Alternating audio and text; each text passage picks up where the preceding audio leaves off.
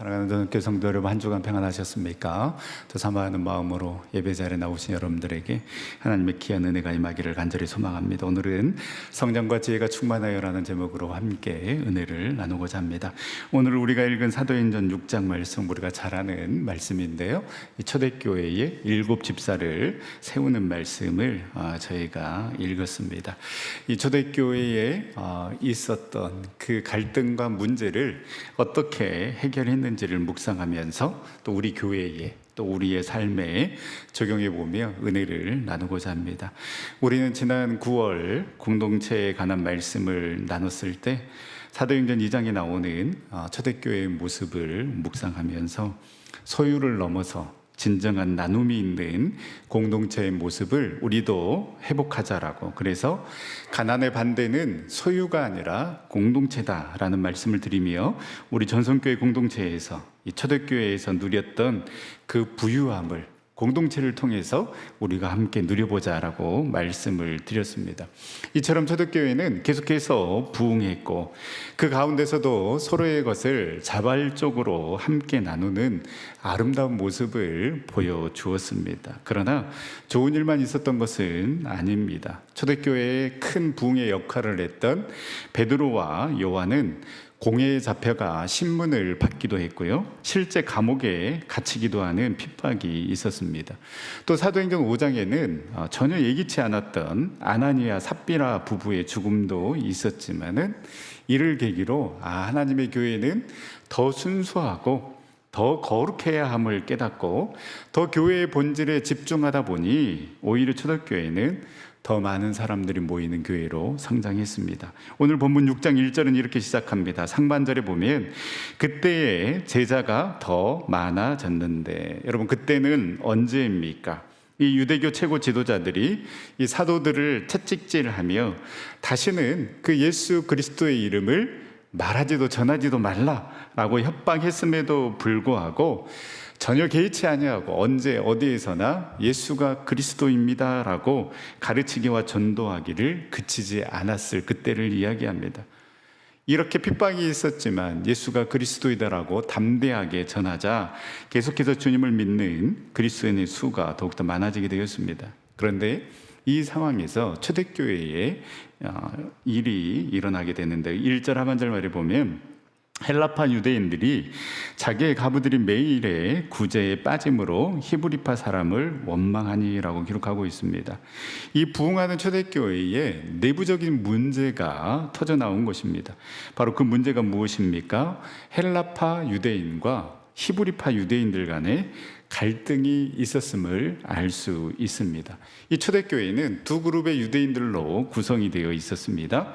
이스라엘 땅에서 태어나고 자란 정통 유대인들이지만 예수님을 믿고 개종한 히브리파 유대인들과 다윗 왕국, 솔로몬 왕국을 거치면서 남유다 북이스라엘이 분열됩니다. 그리고 북이스라엘은 아수르, 남유다는 바벨론에 의해 멸망당하며 포로로 끌려가거나 이 혼란스러움을 피해 자발적으로 이스라엘을 떠나서 세계 각처로 흩어져서 살게 된 일명 디아스포라라 고 불리는 사람들이 있었는데요, 이들은 지금의 영어처럼 국제 공통어였던 헬라어를 사용하게 되었고, 이 흩어졌던 이 사람들이 다시 예루살렘, 이스라엘로 돌아와서 헬라파 유대인들이 된 것입니다.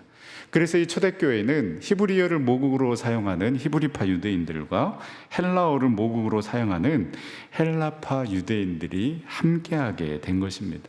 결국 이들이 맞닥뜨린 문제는 교회가 행하는 구제의 대상에서 이 헬라파 유대인 가부들이 죄가 되면서 헬라파 유대인들 중심으로 이 히브리파 유대인들에 대한 원망이 일기 시작한 것입니다. 아무래도 이 초대교회의 다수를 차지하고 있는 사람들이 히브리파 유대인들이다 보니까 이 구제 대상에서 자꾸만 헬라파 유대인 가부들이 빠지게 된 것입니다. 서로 물건을 통용하고 나누는 아름다운 모습이 있었던 초대교회에 이처럼 차별이 존재하게 된 것입니다. 헬라파 유대인 입장에서는 잠시 떠났지만 그래도 고향이고 조국이고 그래서 들어왔습니다. 나이도 들고 가족도 없어서 외롭게 지내던 중에 교회에서 도움을 준다고 해서 기대를 했는데 자꾸만 자신들이 제외되는 상황을 경험하게 되면 당연히 불평, 불만이 나올 수밖에 없지 않겠습니까? 여러분 어떻습니까? 그 완벽하게만 보였던 초대교회도 여러분 이렇게 문제가 있었다라면, 갈등이 있었다라면 지구상에 있는 모든 교회는 여러분 문제가 있을 수밖에 없습니다. 갈등이 당연히 존재한다고 봐야 합니다. 왜냐하면 교회는 불완전한 사람들이 모인 곳이기 때문입니다. 중요한 것은 이 예루살렘 교회가 이 문제를 어떻게 해결했느냐입니다. 12제자들은 이 문제를 회피하지 않았고 무엇보다도 어디에서부터 이 문제가 시작되었을까? 문제의 근원을 찾아가기 시작했습니다. 이 12제자들은 감정적으로 이 문제를 해결하지도 않았고 제자의 권위로 누르지도 않았습니다. 여러분 우리가 아프지 않고 계속해서 건강하다면 얼마나 좋겠습니까? 그러나 나이를 먹어감에 따라 여러 가지 몸의 이상 증상이 나타나는 것은 아무리 관리를 잘했다 하더라도 당연한 것이라고 할 수 있습니다. 그렇다면 문제는 몸이 아프고 이 몸에 이상 증상이 있을 때에 정확하게 진단하고 그에 맞는 치료를 하는 것이 그나마 건강을 유지하는 비결이라고 할 수 있는 것처럼 여러분 교회도 우리의 신앙생활도 마찬가지입니다. 어디에서부터 잘못되었는지, 그러면 무엇을 해야 하는지 정확한 문제인식과 진단이 나와야 갈등을 해결할 수 있고 더 성숙한 신앙인으로 설 수 있는 것입니다. 먼저 제자들은 문제의 진단을 하는데요. 우리 2절 말씀 다시 한번 읽어보도록 하겠습니다. 12사도가 모든 제자를 불러 이르되 우리가 하나님의 말씀을 제쳐놓고 접대를 일삼는 것이 마땅하지 아니하니. 먼저 이 12제자들은 자신들의 잘못을 인정합니다. 우리가 하나님의 말씀을 제쳐놓고 접대를 일삼는 것이 마땅하지 아니하다. 아마도 이 구제 사역을 12제자들이 담당하고 있었던 것 같습니다.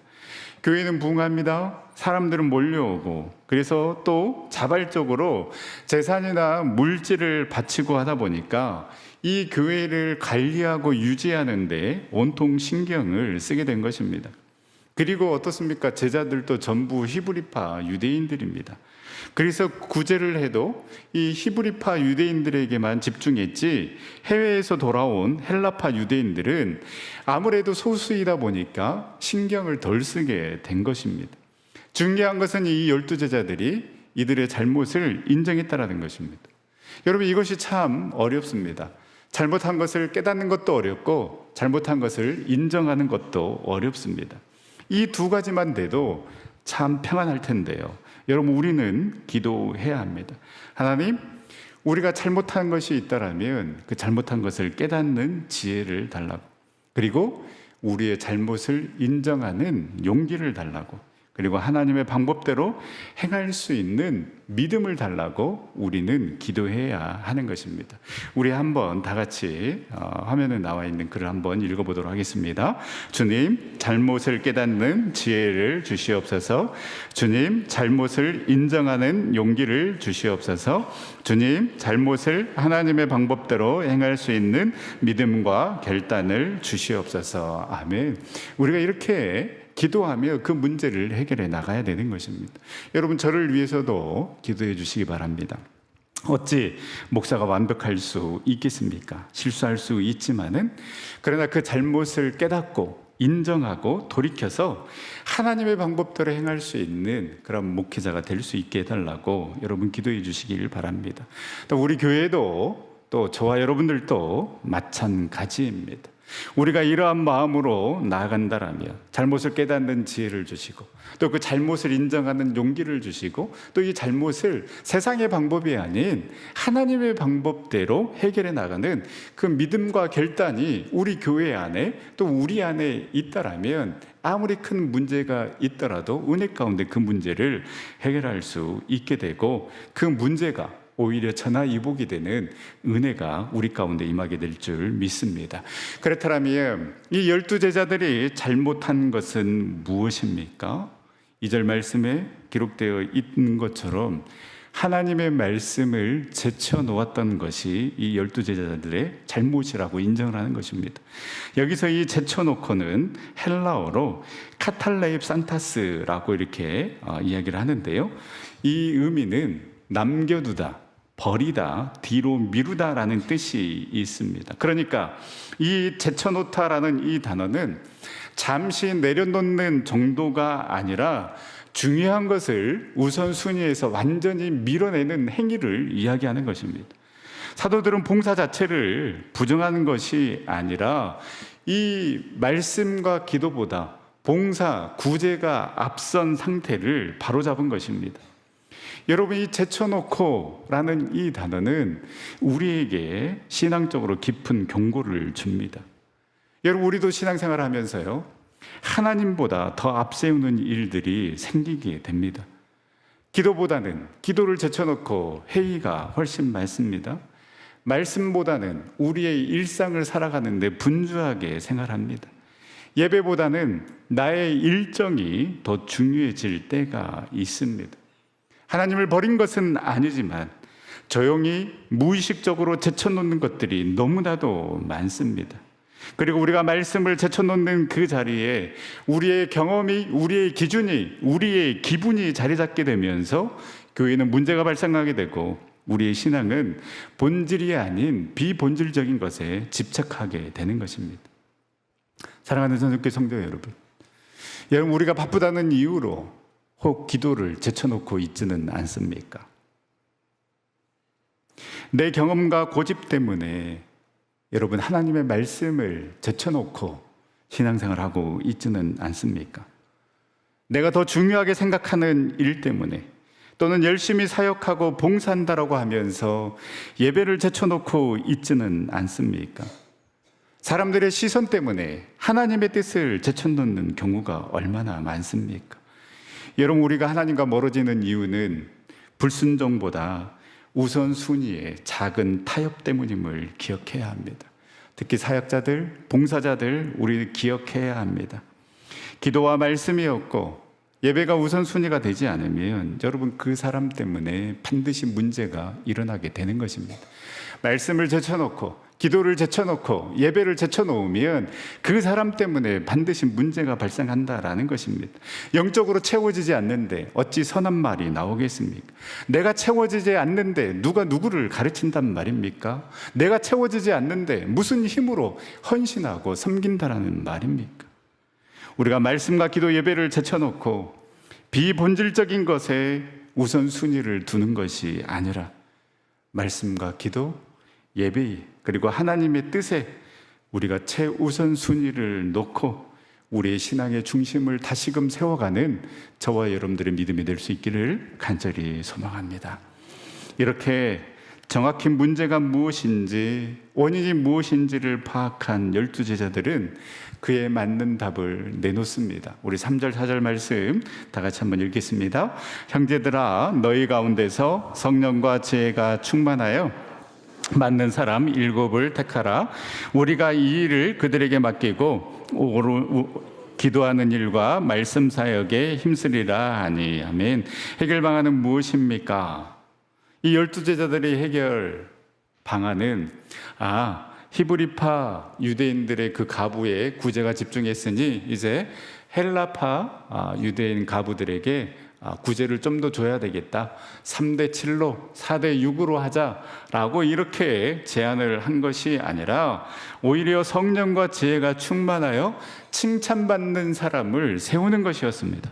이렇게 7집사를 세워서 이 12제자들이 맡고 있었던 그 구제 사역은 이 7집사에게 맡기고 12제자들은 오로지 기도와 말씀에 전념하도록 하는 것이 바로 이 12제자들의 해결책이었습니다. 그렇다면 여러분, 누가 주님의 일을 감당할 수 있습니까? 성령과 지혜가 충만하여 칭찬받는 자가 여러분 주님의 일을 감당할 수 있는 것입니다. 여러분, 먼저 성령 충만해야 합니다. 성령 충만하다라는 것은 성령의 지배를 받는 것을 의미합니다. 하나님의 일인데, 교회의 일인데, 여러분 세상의 지배를 받는 사람이 세워지면 어떻게 되겠습니까? 세상과 똑같은 일이 교회에서 일어나게 되는 것입니다. 그래서 여러분 교회가 비판을 받는 것입니다. 세상과 달라야 되는데, 세상과 똑같이 생각하고 판단하고 일 처리를 하기 때문에 세상이 오히려 우리에게 큰 소리를 치는 것입니다. 너희들 우리와 다른 것이 뭐냐? 도대체 교회가 세상과 다른 것이 뭐냐라고 우리에게 오히려 훈계하는 일이 일어나고 있는 것입니다. 여러분, 우리가 세상과 다르기 위해서 교회는 성령 충만해야 되고, 세상 사람과 구별되기 위해서 여러분 성도는 성령 충만해야 하는 것입니다. 그래서 세상의 지배와 가치를 거부하고 성령의 지배, 말씀의 지배를 받는 사람이 성령 충만한 사람이라는 것입니다. 이렇게 성령의 지배를 받으니 그 다음에 어떤 일이 일어납니까? 자연스럽게 성령의 9가지의 열매를 맺게 되는 것입니다. 성령의 9가지 열매, 오직 성령의 열매는 사랑과 희락과 오래 참음, 화평과 오래 참음과 자비와 양성, 충성, 온유, 절제. 여러분, 이 성령의 열매는 복수가 아니라 단수입니다. 하나의 덩어리입니다. 사랑은 있는데 희락이 없을 수가 없습니다. 오래 참음은 있는데 절제는 없는 그런 사람은 성령 충만한 사람이 아니라는 것입니다. 성령 충만한 자에게는 이 9가지의 열매가 풍성하게 달려 있다라는 것이죠. 이렇게 성령의 지배를 받고 성령의 열매를 맺는 그러한 성령 충만한 사람과 그리고 지혜가 충만한 사람을 세우는데요. 여러분, 우리는 성령 충만해야 하지만 또한 지혜도 충만해야 합니다. 지혜는 하나님의 뜻을 현실 속에서 조화롭게 실행하는 힘이 지혜인 것입니다. 그래서 지혜로운 사람을 통해서 복잡한 문제가 쉽게 해결되기도 합니다. 그리고 지혜로운 사람은 말 한마디를 하더라도 사람이 기분 나쁘지 않게 말을 하고 행동을 합니다. 왜냐하면 지혜로운 사람은 내가 이 말을 했을 때, 내가 이 행동을 했을 때에 어떤 반응이 나올지를 아는 사람이 지혜로운 사람인 것입니다. 그래서 지혜로운 사람은 잘 분별하고 잘 배려하는 사람입니다. 그런데 여러분, 옳은 이야기인데, 맞는 이야기인데 기분 나쁘게 하는 사람들이 있습니다. 대부분 우리의 자녀들이 우리를 그렇게 바라보고 있다는 것입니다. 가정에서 엄마 아빠가 하는 말 맞는 말입니다. 틀린 말 하나도 없습니다. 그런데 우리 자녀들은 기분 나쁘게 들린다는 것입니다. 왜 그럴까? 지혜가 없기 때문에 그렇습니다. 성령 충만해야 합니다. 성령 충만한 자가 있습니다. 그래서 기도도 열심히 하고 봉사도 하고 입만 열면 할렐루야를 외치고 나가서 전도하고 교회에서는 뭔가 열심히 하는데 지혜가 부족하면 여러분 정죄하게 됩니다. 나는 이렇게 하는데 왜 당신은 나처럼 하지 못하느냐?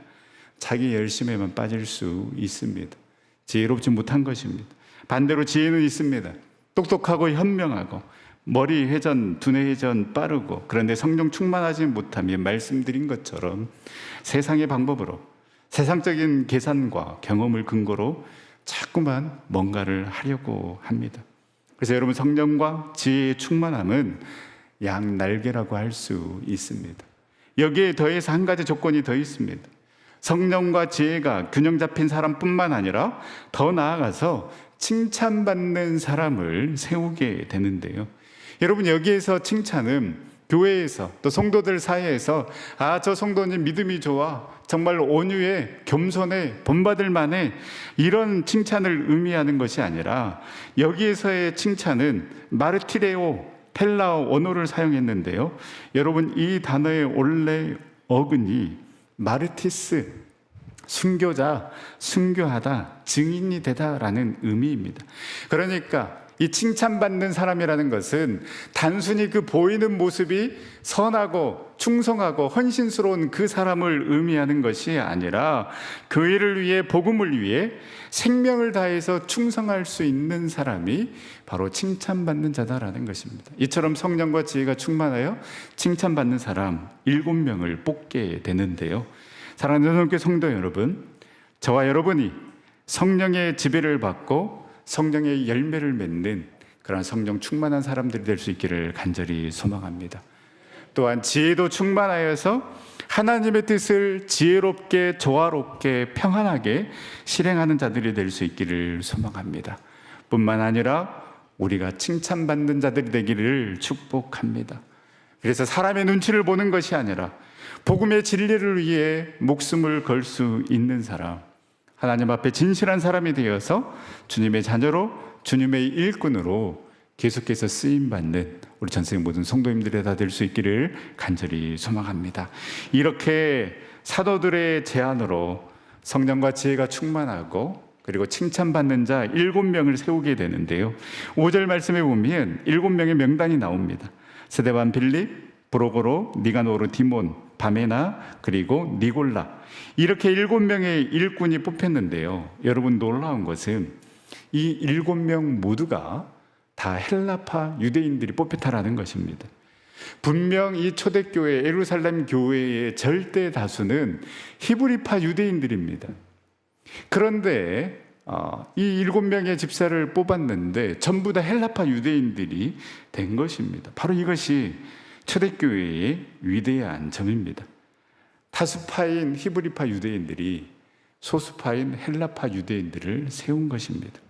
히브리파 유대인들은 말씀드린 것처럼 전통적으로 이스라엘에서 태어나고 살아온 국내파 사람들입니다.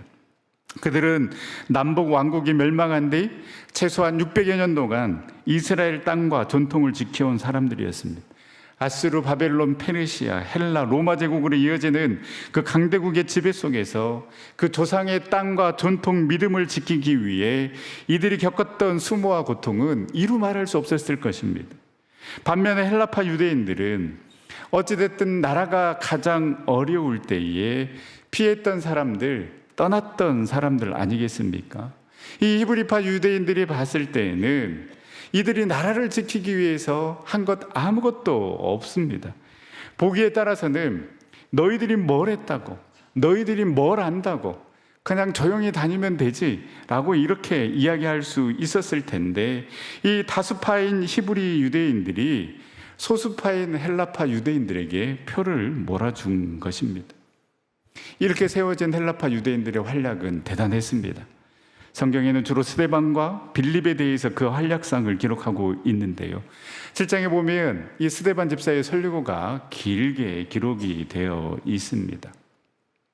하나님은 예루살렘 성전에만 갇혀 있는 분이 아니라 이 세상 어디에나 계시는 무소부재한 분이시다라는 것을 강조하고 있는 것입니다.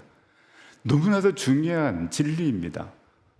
그런데 스데반이 뽑혔기 때문에, 스데반은 헬라파 유대인이기 때문에 이러한 설교를 할 수 있었던 것입니다. 유대인들의 사고방식에는 하나님은 성전 안에만 계신다라는 이 사고방식이 있었습니다. 그런데 헬라파 유대인 스데반이 당선이 돼서 설교를 하는데 이러한 설교를 하게 된 것입니다. 그가 이스라엘을 떠나 해외에서 살던 헬라파 유대인이었기 때문에 가능한 설교였습니다. 8장에 보면 빌립이 사마리아에 가서 복음을 전합니다. 어느 누구도 생각하지 않았던 일이 사마리아 땅에 일어난 것입니다. 히브리파 유대인들은 어떻습니까? 이 사마리아 사람들을 개취급합니다. 이방 민족의 피가 섞였다고 해서 그 땅 밟지도 않습니다. 히브리파 유대인들은 이 사마리아 땅을 생각하지도 않았습니다. 하나님은 예루살렘과 온 유다와 사마리아와 땅끝까지 이르러 복음을 전파하라고 하셨지만 이들은 예루살렘에만 머물러 있었습니다. 그런데 헬라파 유대인 바로 이 빌립이 사마리아 땅에 가서 복음을 전하게 된 것입니다. 빌립이었기 때문에, 헬라파 유대인이었기 때문에 그 사마리아 땅에 가서 복음을 전할 수 있었던 것입니다. 초대교회의 시작을 12제자를 포함한 히브리파 유대인들이 시작했지만 이 6장을 계기로 초대교회의 부흥과 확장은 이 헬라파 유대인들을 통해서 이루어지게 된 것입니다. 물론 하나님께서 하신 것이지만, 그러나 초대교회도 그 하나님의 역사에 한 마음으로 동참했기 때문에 가능한 일이었습니다. 우리 전성교회도 이러한 교회가 되기를 소망합니다. 여러분, 우리 전성교회는 오래된 교인들의 교회도 아니고 혁신에 있는 성도들의 교회도 아니고 교회의 머리 대신 오직 우리 주님의 교회인 줄 믿습니다. 갈등이 있을 이유가 없고 속된 말로 설친다라고 뭐라고 할 이유도 없습니다. 주님이 우리를 부르셔서 이곳에 모이게 했는데 주신 은사대로 달란트대로 감당하며 주님의 몸된 교회를 함께 세워가면 되는 것입니다. 우리 전성교회가 이곳 혁신으로 이사와서 예배드린 지 이제 10년이 되어 가는데요, 이곳에 교회가 세워지고 우리 전성교회에 등록해서 다니신 분들은 믿음의 선배들, 우리 귀한 어르신들의 믿음을 보며 그 힘들고 어려운 상황 가운데서도 전성교회를 든든히 지켜주심에 감사하고, 무엇보다도 이 아름다운 전성교회를 건축하는 데 온 힘을 쏟아주셔서 감사하다라고 여러분 그 존경의 마음으로 바라봐 주시면서 신앙생활을 하면 되는 것입니다. 반대로 우리 전성교회와 함께하며 동고동락한 우리 많은 성도님들은 이렇게 혁신으로 이사와서 다음 세대들, 젊은 세대들이 전성교회를 채워주고 있으니 이제 당신들이 전성교회를 잘 이끌어 가달라고 기도해주고 응원해주는 아름다운 모습이 우리 가운데 넘쳐나기를 소망합니다. 여러분, 교회의 위대함은 누가 중심에 있느냐가 아니라 누가 더 낮아지고 누가 더 세워주느냐에 달려 있음을 초대교회가 분명하게 보여주고 있는 것입니다. 이렇게 아름다운 모습으로, 하나 되는 모습으로 일꾼들이 세워지자 어떠한 일이 일어나게 됩니까? 7절 말씀에 보면 하나님의 말씀이 점점 왕성하여 예루살렘에 있는 제자의 수가 더 심히 많아지고 허다한 제사장의 무리도 이 도에 복종하니라. 여러분, 문제의 시작은 원망으로 시작하였습니다. 그러나 결말은 말씀이 왕성하니로 끝나게 되는 것입니다. 문제는 원망으로 시작했지만 결과는 말씀이 왕성해지니로 끝나게 되니까 교회는 오히려 더 부흥하게 되는 것입니다. 말씀을 마치겠습니다. 여러분, 초대교회 공동체는 완전한 공동체, 완벽한 공동체가 아니었습니다. 그러나 그들은 세상의 방식이 아닌 성령과 지혜의 방식으로 문제를 풀었고, 그 결과 교회는 더욱더 하나 되고 복음은 더 멀리 전파되는 놀라운 기적을 경험하게 된 것입니다. 때로는 우리가 바쁜 일 속에 말씀을 제쳐놓고 기도를 제쳐놓을 때가 있습니다. 그러나 오늘 이 말씀 앞에 우리가 다시 중심을 세울 수 있기를 간절히 소망합니다. 하나님의 말씀을 제쳐놓지 않고 말씀에 그리고 기도에 전념하여 성령과 지혜가 충만한 일꾼으로 세워지는 우리 전성교회 모든 성도님들이 다 될 수 있기를 간절히 소망합니다. 성령과 지혜가 충만하여서 그 예수 그리스도의 증인으로 내가 살아가겠습니다라고 그렇게 결단하며 우리가 한 마음으로 나아갈 때에 하나님께서는 우리 전성교회를 통하여서 더 놀라운 역사들을 만들어 가실 줄 믿습니다. 이제 우리가 그렇게 한 마음으로 한 뜻으로 주님의 놀라운 일들을 기대하며 나아가는 저와 여러분들이 될 수 있기를 간절히 소망합니다. 우리 시간 함께 찬양하며 기도 자리로 나아갈 때에 주님, 우리의 시선이 주님께로 향하게 하여 주시고 우리 교회의 시선도 오직 우리 주님께로만 향하게 하여 주시옵소서. 우리 마음속 가운데 분주하여서 무언가를 제쳐놓고 있다라면, 하나님의 말씀을 제쳐놓고 기도를 제쳐놓고 예배를 제쳐놓고 있다라면 이제는 우리의 마음과 우리의 시선이 오직 주님께로 향하여 줄 수 있도록 인도하여 주시옵소서. 그런 마음으로 함께 찬양하며 기도의 자리로 나가도록 하겠습니다.